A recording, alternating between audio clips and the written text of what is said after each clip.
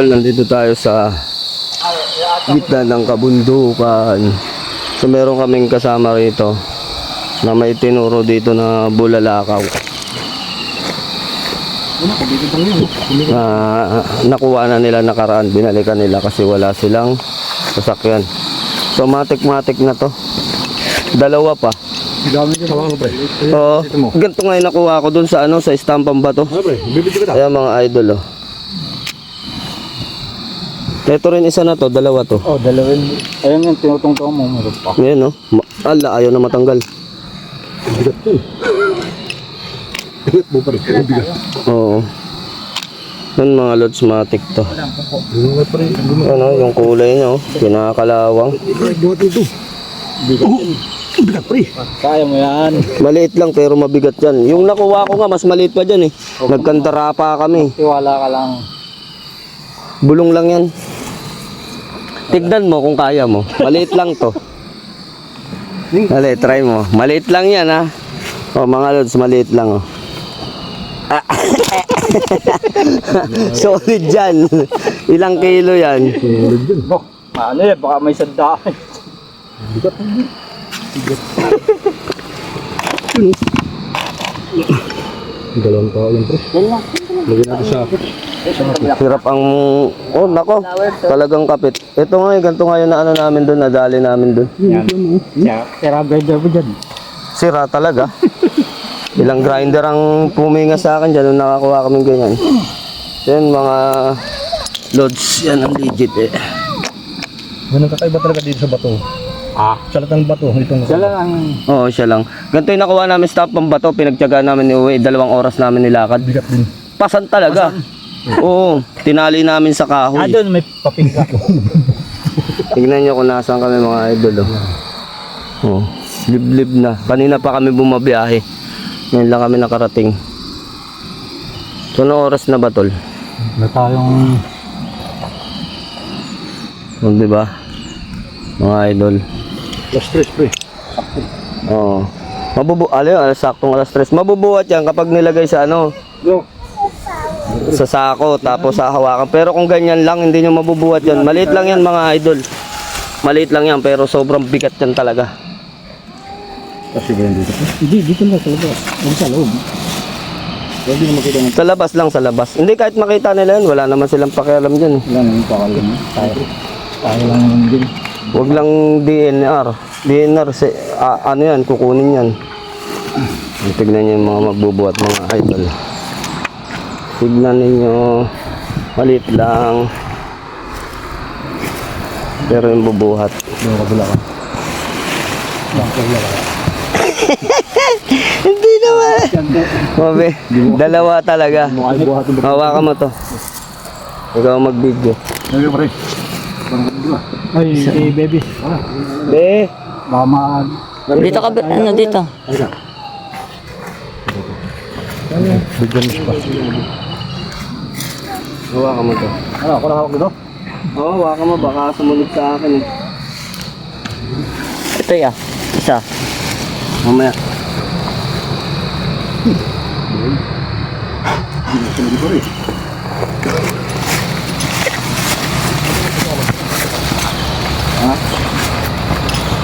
Kahit nagdadalan talagang mabigat. Gusto ko.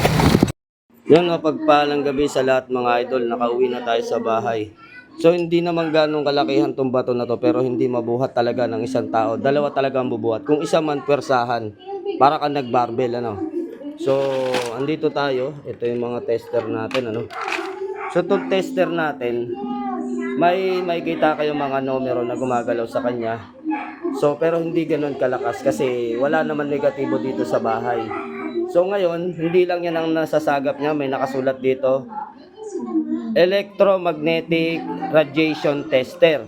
So ito ay isang ginagamit kapag naghahanap ng meteorite. So pagmasdan ninyo yung itsura. So mga sunog-sunog talaga siya at kakaiba. Ngayon, testing natin. Pag nagwala ito, automatic yun, isa na yun sa Then pangalawa yung magnet, pangalawa yung magnet. Una yung magnet, pangalawa to. So ito ay itatapat natin dito mga idol. Ayan.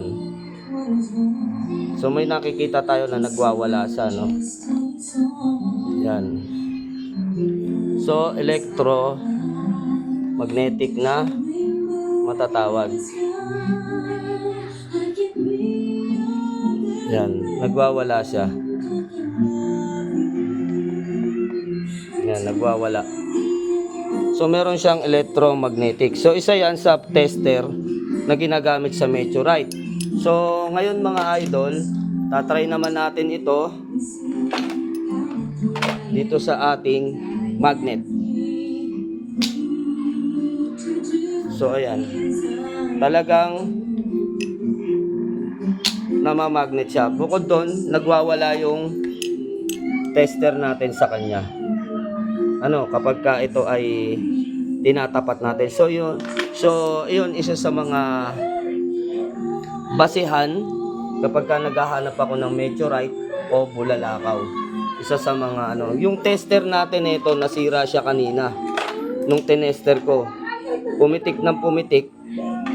Ayun, inaayos ni Jay para mapihit at matester dito. So ayun lang, karagdagang then siyempre matik-matik na yan kapag ka nagkataon nako naman.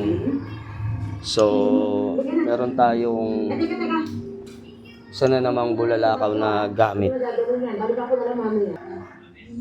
Then ayun mga idol, nilagyan ko ng battery itong isang MRF natin. So yung ating ayan ay nagwawala dito sa isa. Pag natatapat siya, so nagwawala. Dito naman sa isang kulay pula natin, tignan natin dito sa sensor natin kung ito ay ayan mga idol. Kitang-kita natin. Ayan wala akong pinipindot.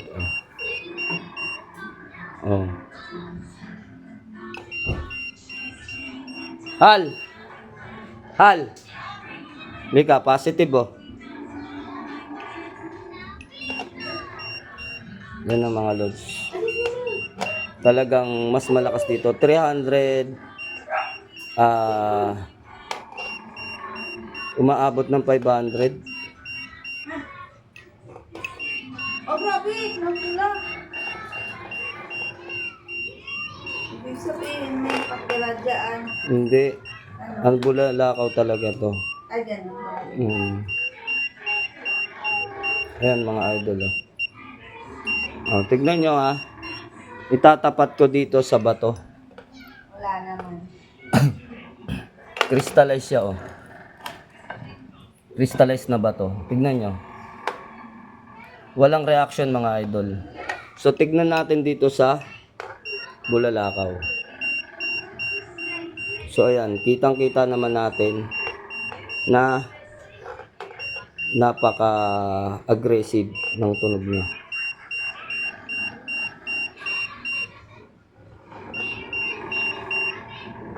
Nagwawala na siya.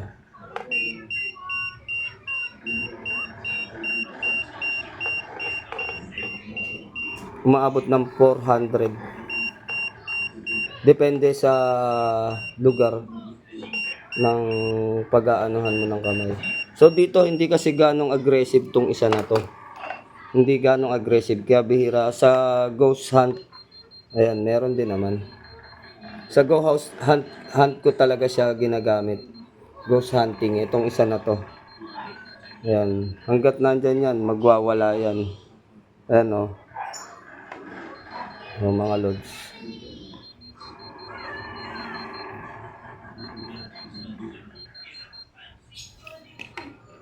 So itong isa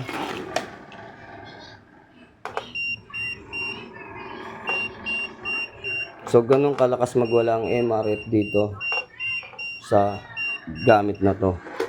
So iyon. At then yung isa pa nating pang testing ay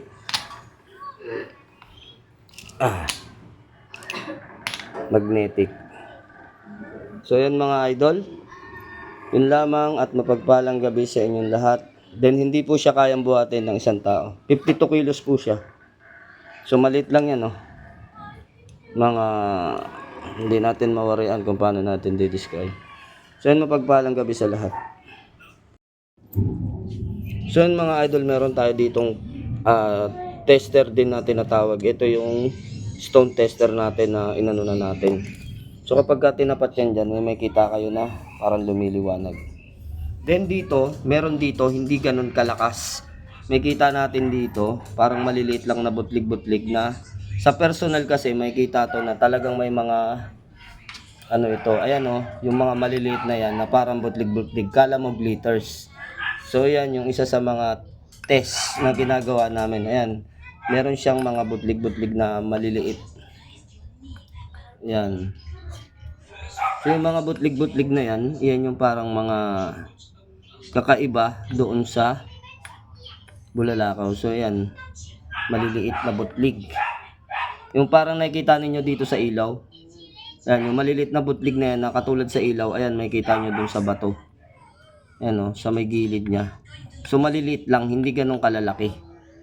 Pero pag sa personal, pag tinignan nyo sa ultraviolet light, makikita ninyo na napakarami niyan. Ewan ko kung bakit sa video ay ayaw. Bigyan ko ng ilaw. Lalong hindi na nakita.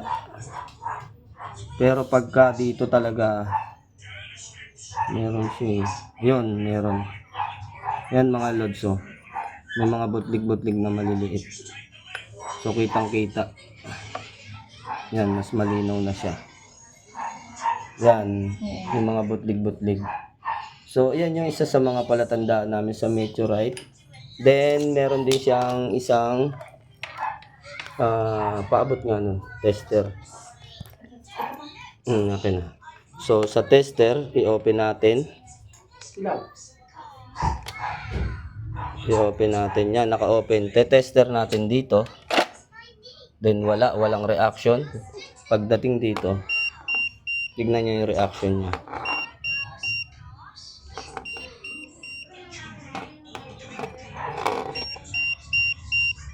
May bahagi siya na nagpa 500 siya. So ayun, isa sa mga tester na ginagawa natin dyan.